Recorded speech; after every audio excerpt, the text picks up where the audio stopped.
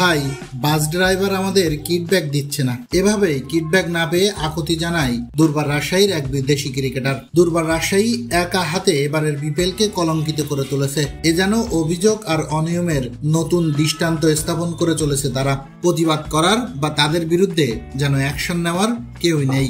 এতদিন ধরে ক্রিকেটারদের বকেয়া বেতন নিয়ে চলছিল একের পর এক নাটকীয় ঘটনা। এবার তাতে যোগ হলো আরেক নতুন মাত্রা।